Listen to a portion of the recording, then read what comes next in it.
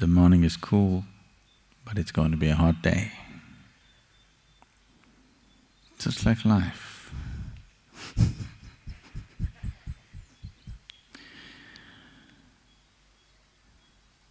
You don't go by what's there now.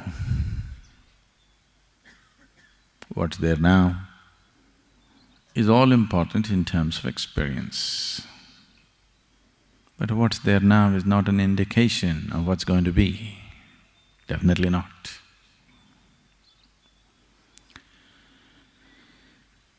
The process of what we call as life, most of the time, except a few nasty mornings, most of the time it starts off well. At least for you, not for your mother. At least for you.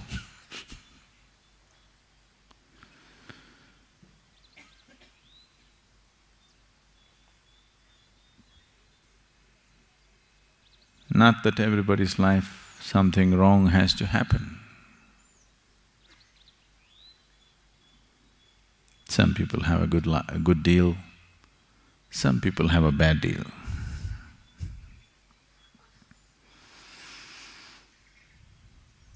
With the family, money, careers, business, partners that you choose, children that you bear, and various other social, financial,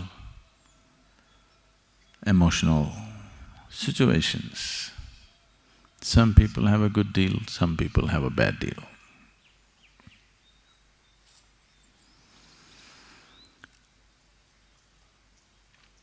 Good deal or bad deal is not the point. The point is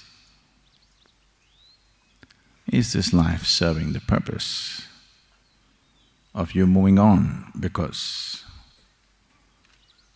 no matter how much you try to settle yourself into the comfort of what is there right now, there is something within you longing to be something more.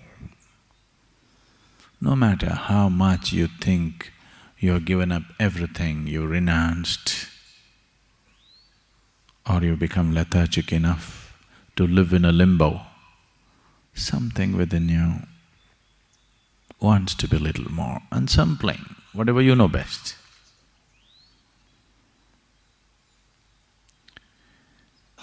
Either you can keep this longing,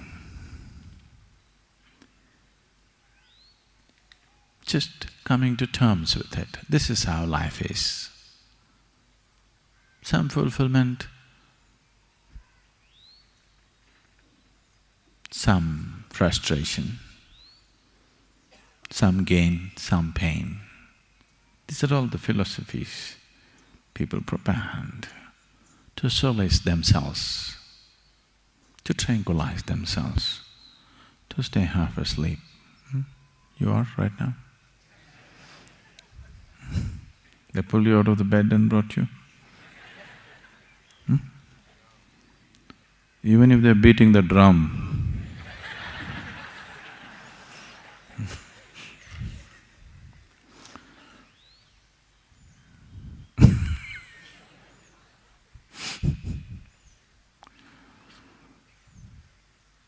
are you fully alive? I want to hear some lively sound.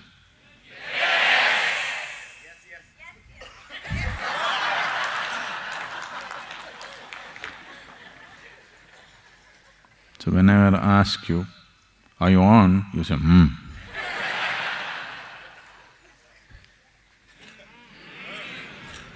That's better.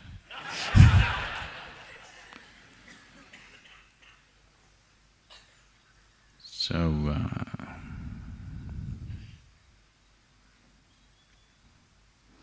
bad deals can happen, not necessarily because you're stupid, not necessarily because you do something wrong. Bad deals can just happen. It can just happen, you know. A leg can break, a tooth can fall off, head can crack. Somebody dear to do you may fall dead tomorrow morning. Bad deals can happen just like that, not because of a mistake, not because of something, it can just happen. It's happening to somebody every day. Every day, somebody is having a bad deal, isn't it so?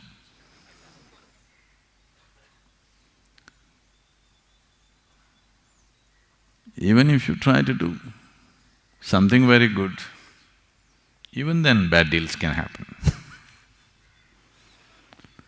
Many people around you claim they know how it will come.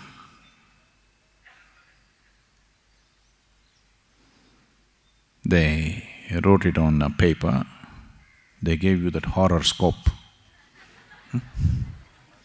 That horoscope which told you that this was the right man to marry.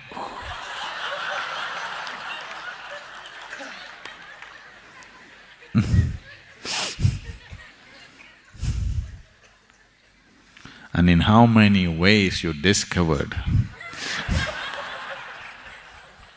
How many ways?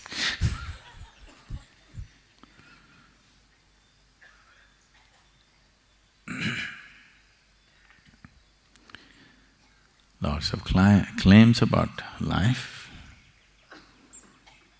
but still, what's going to be a good deal? What's going to be a bad deal? In the world outside, you do not know. Isn't it so? You know for sure?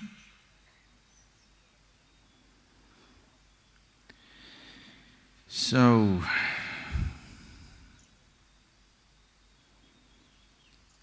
if you have substantial experience of life, when I say substantial, for most of us one is not enough. When we are reminded that there has been a substantial experience of life, going through the same game over and over and over again, then you will not long for immortality. You will want to see what's beyond life. Oh, is this because there's something wrong with life? No, nothing wrong with it. It's just that it's limited. But there is something here which does not like the limited.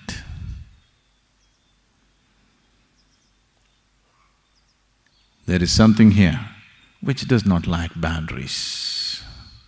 There is something here which will not settle for anything less than the boundless.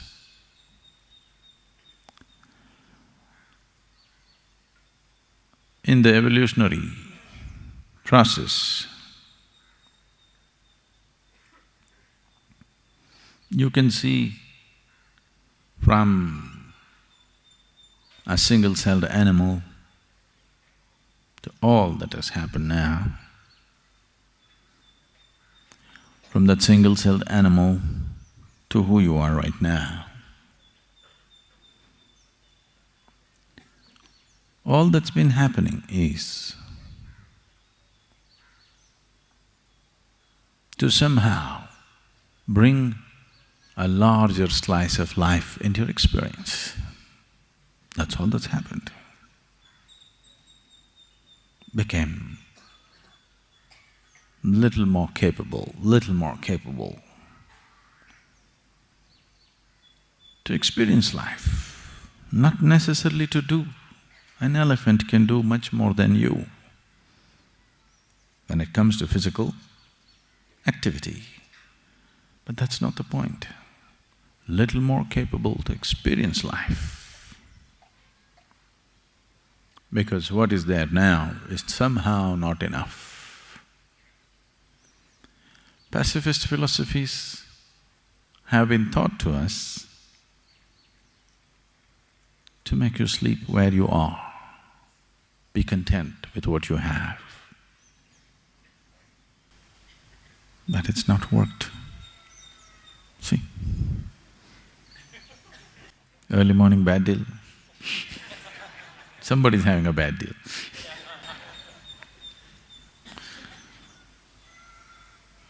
See? Somebody's sure having a bad deal.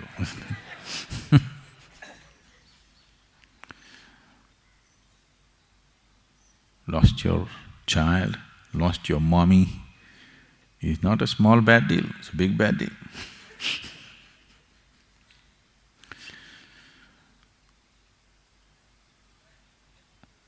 But how we experience the process of life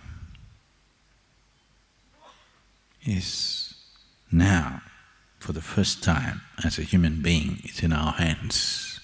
Never before it was in our hands. In the process of evolution, all these millions of life forms that this might have gone through, in none of those forms we had the freedom to choose our experience.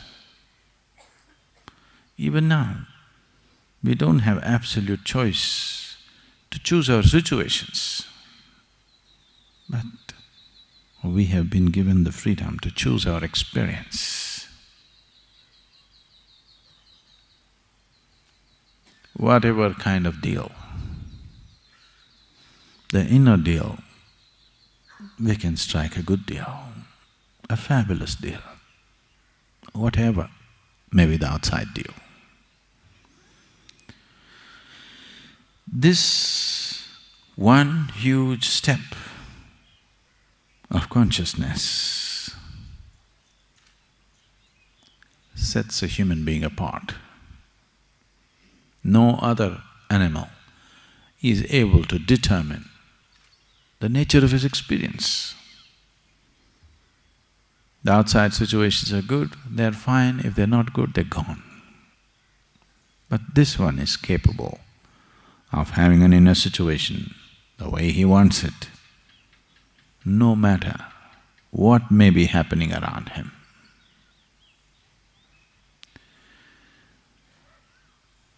This ability, once this ability has come, if you exercise the choice of being conscious, it's a benediction. If you do not, it is magnified misery compared to any other creature on the planet. No other creature on this planet suffers the way a human being suffers, isn't it so?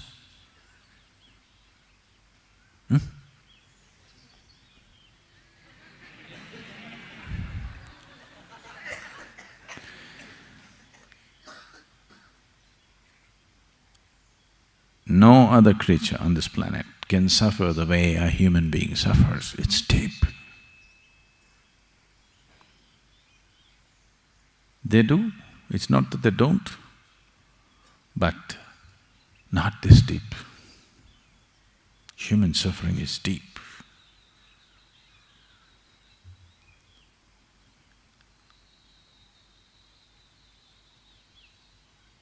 This suffering is as deep as it is. Not because life is suffering. A lot of people have come to this. So if life becomes very sweet and beautiful within you, the experience of life, the more blissful it becomes, more the longing for transcendence. People are always thinking, the suffering will seek. No. Those who are suffering, if you dangle a little bit of pleasure here, they will run after that. It's only one who is absolutely blissful, who will go straight in the path because nothing bothers him, nothing interests him. He's already in the most pleasant way a human being can be. Now he wants to go beyond, nothing else. Somebody who is suffering today, they say today, Sadhguru, I want mukti. Their idea of mukti is freedom from suffering? No. Mukti is not freedom from suffering. You cannot even seek liberation. If you are in some state of suffering, if you are suffering, all you will see, all you will seek is the sweetness of pleasure and happiness, nothing more. Because people went on talking about or lived their life and made their lives an absolute suffering, that is why this whole idea of heaven. Heaven is a bloody perverted place. For sure, isn't it? No? You heard some stories about heaven, how it is? You have or no? It's a bloody perverted place, there's no question about it. No sensible human being would ever want to go there. But the whole world, at least a large part of the world, is aspiring to go there. That's their idea of ultimate, unfortunately. Exaggerated quantities of pleasure. You should try it here, you'll get sick of it in no time. Because always it's been rationed. Pleasure has always been rationed to people. They think larger quantities is going to be better. Have a large quantity of pleasure and see, you will get sick of it. Because pleasure is just a poor substitute for joy and blissfulness. And this whole game of good deal, bad deal goes beyond life. Hell and heaven is just good deal and bad deal. Even when the deal is good, you can still suffer, isn't it so? Are you not capable?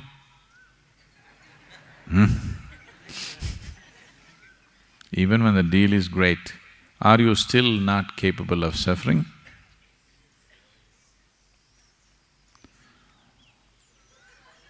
So if I export you to heaven,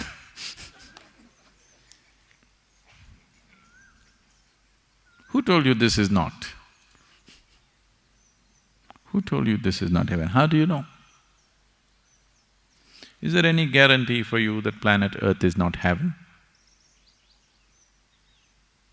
Do you know? Maybe you went through all that hard, bloody world somewhere and now you're in heaven. See, even the women are beautiful.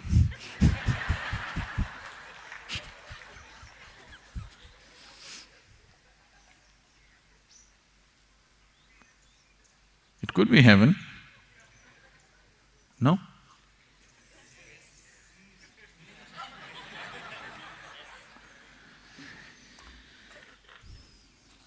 So if you land up in another place, it's not going to be any better. This silly idea they have sold for a few thousand years, it beats me.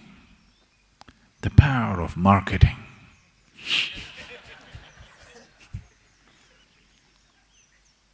It's just impossible, you know, the power of marketing.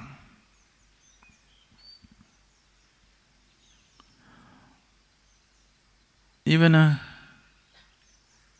school-going child knows your physical body seeks oxygen, not carbon dioxide. Even a school-going child knows this.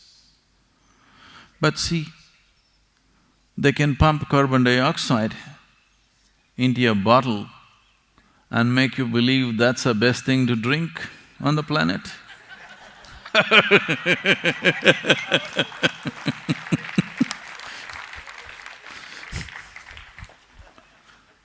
Power of marketing. Real thing.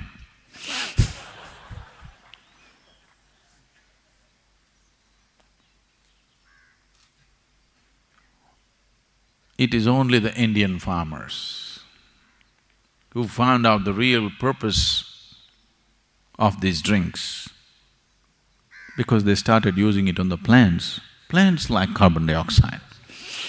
It's only the Indian farmers, the Andhra Pradesh farmers, who did the right thing with the real thing. They sprayed it on the plants and they found it works.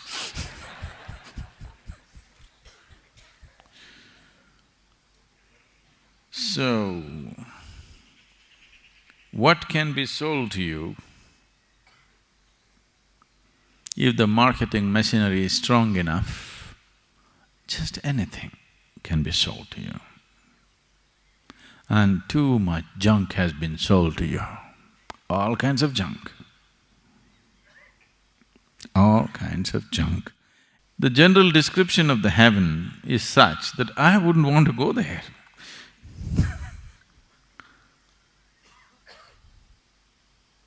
You want? Even if it's real, still it's not an attractive place to go. Many of you married.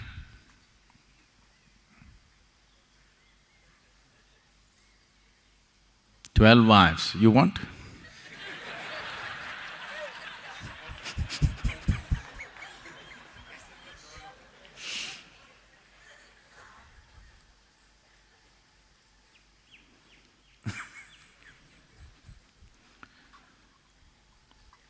Not my idea of heaven.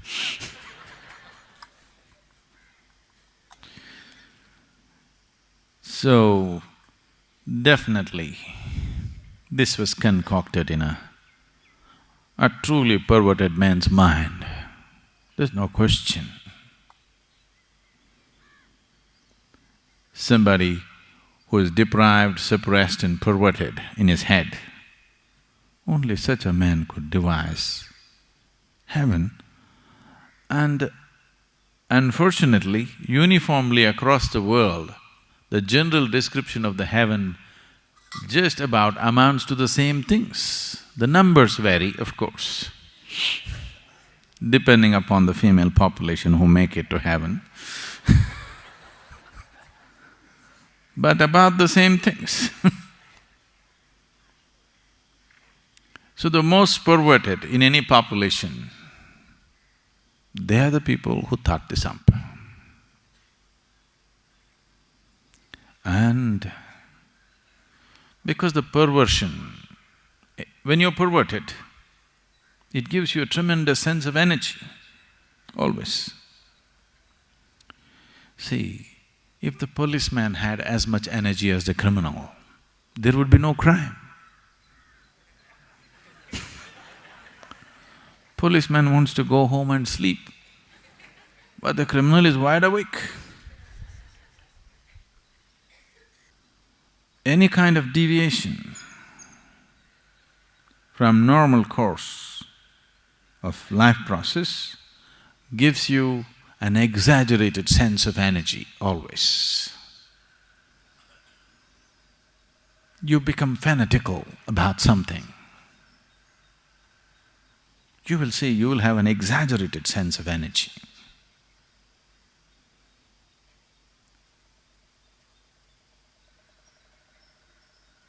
If you become very loving, blissful, you'll have a great sense of energy, but it will not expend itself the way a perverted mind will do.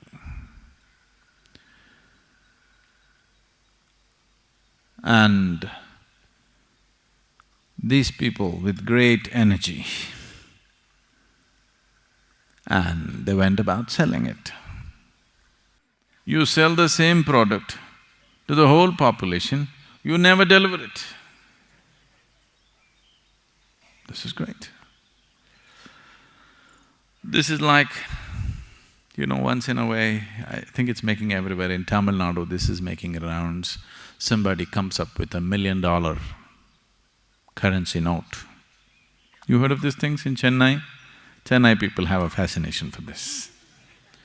Somebody says, there is actually $1 million note with this man, it is certified by the United States government and he is willing to give it for a discount.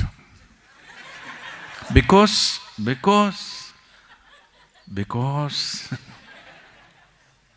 he's going to give away $1 million for just 50,000 rupees.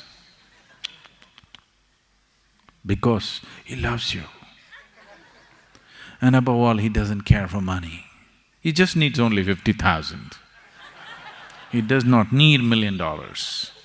Plus he's in a hurry. His wife died yesterday. Today he has to cremate.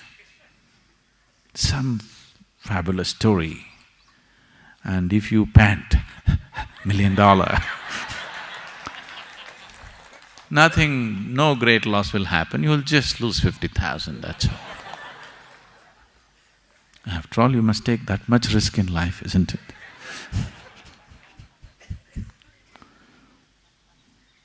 So this goes on and on and on. The same product, sold again and again and again. Just marketing by the power of this, not delivering anything. So you know all the… the Madoff job. You don't know the Madoff job? No? Okay. I won't go into the financial con jobs of recent times. Simple thing, keep a cycle going. As long as the cycle is going on, great businesses can be run without doing anything as such. Collect money from 100 people, only 10 people are due to be paid today. Pay these 10 people, what's the problem? The cycle gets bigger and bigger and bigger. Collect money from 1,000 people and pay these 100 people, what is the problem? You don't have to do any business. You can just keep it going like this. One day you'll have a can in your hand. That day is not very far away for you. When death confronts you, you will see your can is empty. Nothing. Empty stories, all will evaporate. All stories, all gossip, all rumors that you heard about hell and heaven and God sitting there and welcoming you, all the damn stories will evaporate if death confronts you. You will be freaky shit scared. No? Because this is just a convenience. It's just a convenience to believe that, this is a very beautiful thing. All the Hindus go straight to heaven.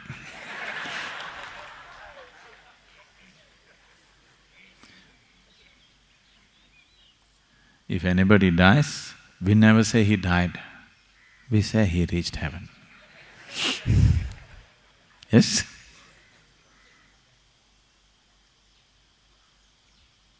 This is because everybody makes it to heaven because that's just another place like this. So here we never considered going to heaven as a big thing.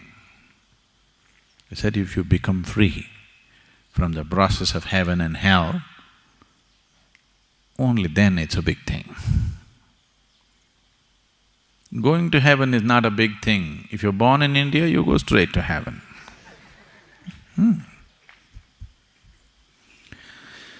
Because probably after living in India, wherever you go, it feels like heaven.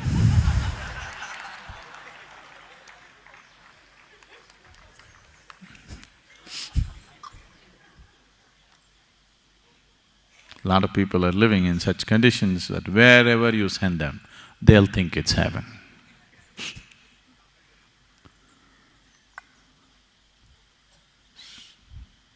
you're in the right place. If you want mukti, you may have to strive. But if you want to go to heaven, no problem. You're born in the right place, anyway you'll go to heaven.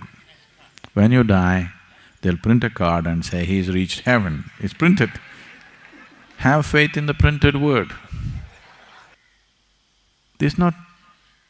I'm not just ridiculing, this has happened across the world, isn't it so? The damn printed word is negating everything that's life. If you look around and let life speak, you will see the damn printed word is negating everything that life speaks. But still, it's printed. This is not printed, you have to be conscious to listen. That's printed. Any idiot who is literate can read it.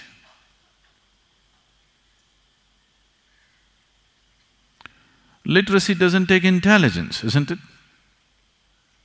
Does it?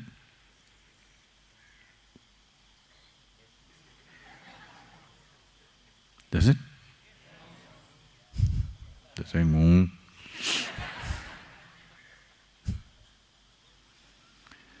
Literacy doesn't take intelligence. If you're born in a certain society, you become literate, isn't it? Every idiot becomes literate if you're born in a certain society where there is certain apparatus of education. And every fool can read this stuff, the printed word, which somebody says is sacred. It goes against life, it doesn't matter. It makes people fearful, guilty and confused, it doesn't matter. Only because it's so great, it can confuse a great mind like you. Isn't it?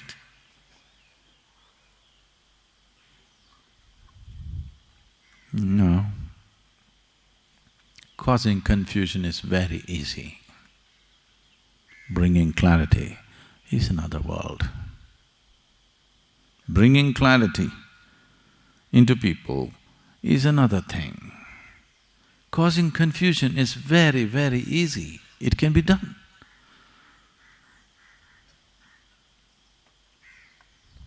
You just go up to somebody, say, do you see the tree, how blue it is? Say, what? What, don't you see? It's blue and don't you see the pink fruits?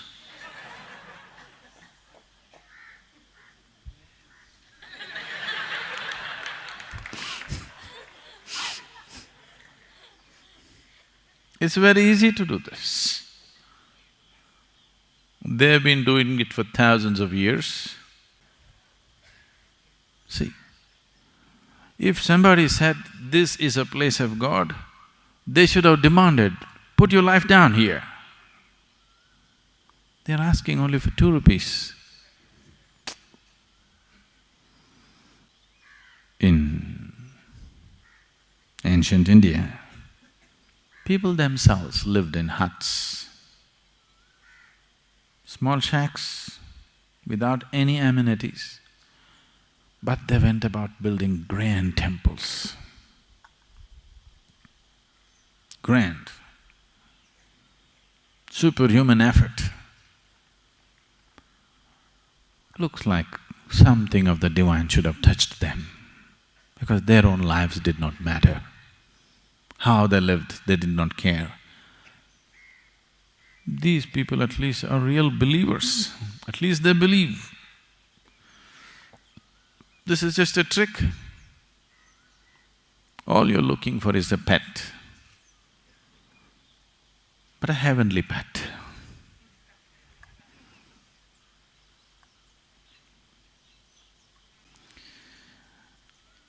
It is not that there is no meaning to this, it is not that there is no basis to this. It is just that the way it is done If these devices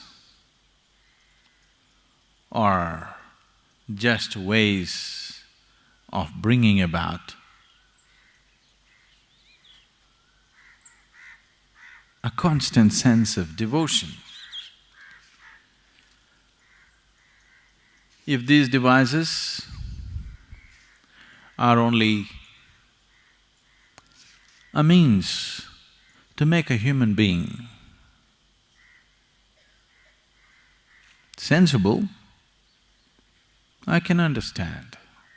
1,000 years ago or 10,000 years ago, maybe this was the only means they had. That's okay. But it's being sold as real, not being presented as a device, then that becomes a problem.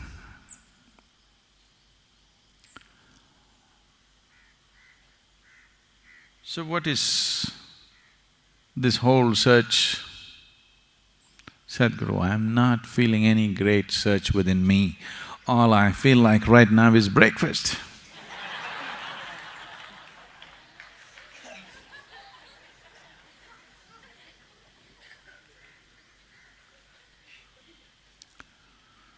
Yes.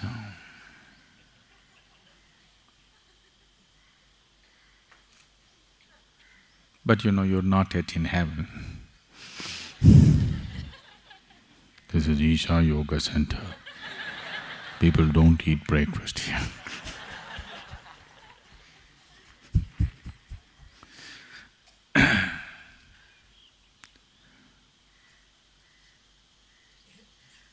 Why can't we just enjoy the mundane?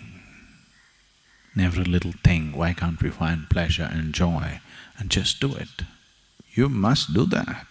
If you cannot even do that, you're no good. You're no good for anything.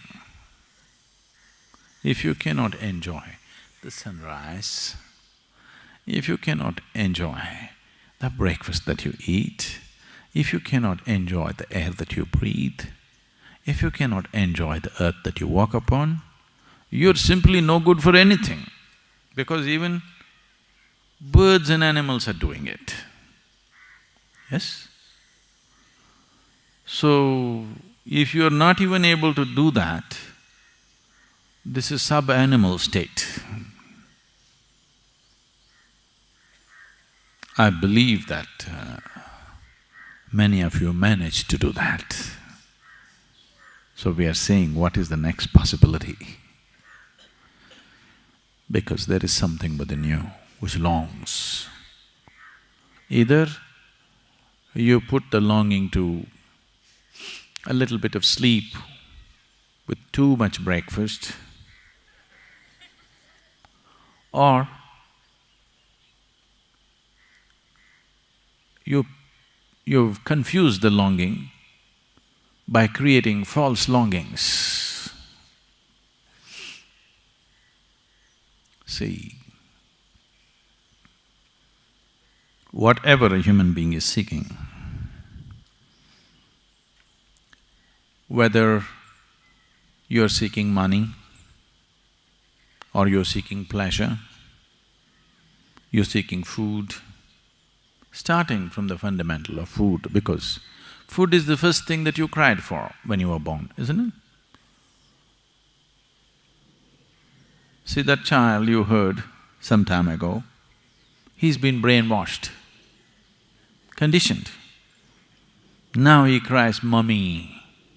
Now, first when he cried, first when you cried, food, isn't it so? Even now, it's food that you're crying for, but it comes through mummy.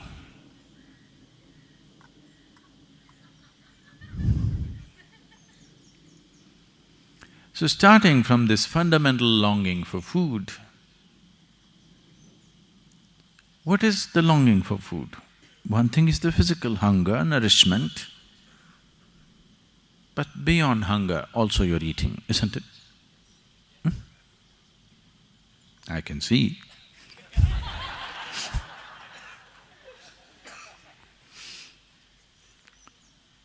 Food ingestion, digestion, assimilation is a way of taking something which is not a part of you and making it a part of you. If it happens on the lowest level, we call it food. If it happens on the highest level, we call it yoga. Yoga means union. In between, there are many ways. Sexuality, ambition, this one, that one, a million other ways. But the longing is for unity. Somewhere there is a longing to include something and become little larger than who you are right now. Starts with that fundamental cry of a child just born, which is just basic about food, then various types of cries will happen along the way. All these cries are confusing the fundamental longing to include. The essential longing… Hello? The essential longing is to include. By eating, by possessing, by conquering. These are all the crude ways of doing it. But the same longing, singular longing, right through your life. Please see, from the moment you were born, you're still crying for the same thing. You want to include something more as a part of yourself.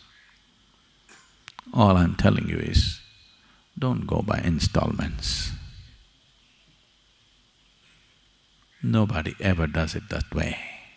You cannot count. I think we can do it. We have 2 full days. All of you can start counting right now. 1, 2, 3, 4. I'm sure by Sunday evening we would have reached infinite if we do it incessantly.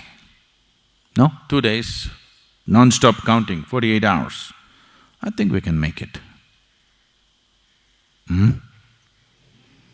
Oh, you are a problem.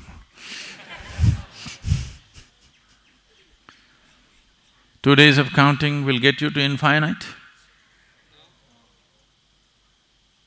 You do 1,000,000 years of counting, you will not get there. You're longing, whatever the longing for, whether it's for food, it's the pang of hunger, or lust, or ambition, conquest, it is the same longing.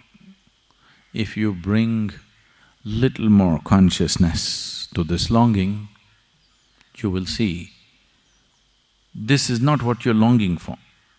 What you're longing for is inclusiveness.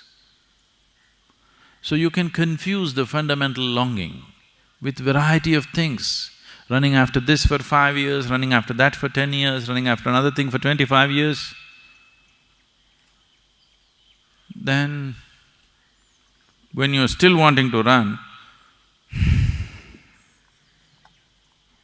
it's gone.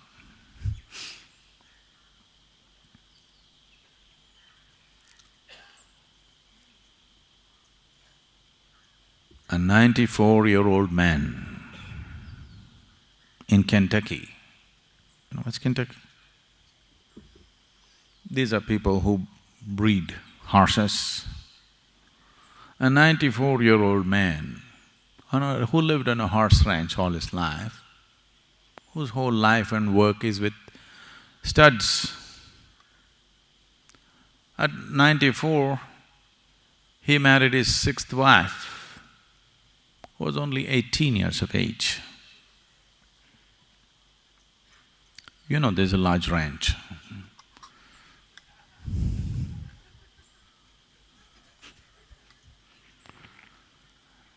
So,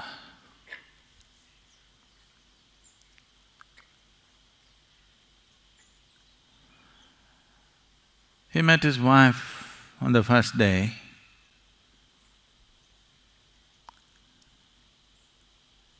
and then he asked her, "See, do you know what we are supposed to do?" Just like Adam. "Did you talk to your mother? Did she tell you some facts about life?" She said, "No, I did not speak to my mother. I do not know any facts about life." Then he said, "I think I know, but I've forgotten."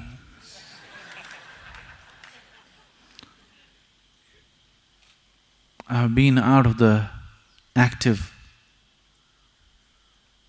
involvement with the range for the last 10 years and I've forgotten. You've forgotten, but still the pattern has not stopped. Many things are just like this with life. You have forgotten that the only longing is for inclusiveness. Here and there, whatever comes your way, you want to grab and include, little by little, piece by piece. You will not get the cosmic. You will not get the existence that way, piece by piece. It's too many pieces. Nobody can put it together piece by piece. Either you swallow it whole or you don't. That's how it is. As I told you yesterday,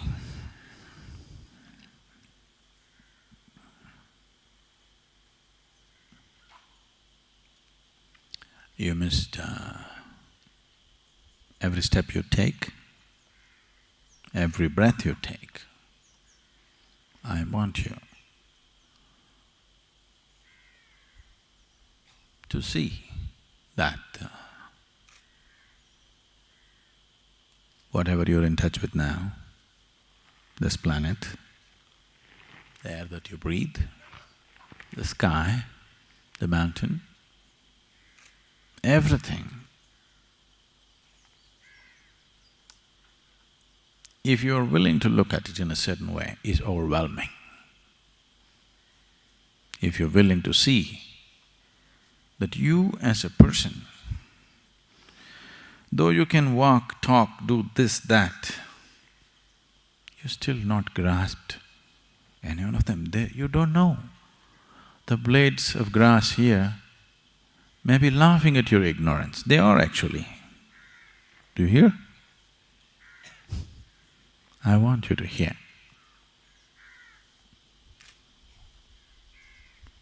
Because that's how it is. Everything here knows life except the human being. Because he was given the power to transcend life, he has chosen to go under. He was given the freedom, not just to be life, he could go above life, but most of them chose to go below. They're not even enjoying life as a tree is enjoying life. It only suffers if it has a bad deal. You're capable of suffering a good deal.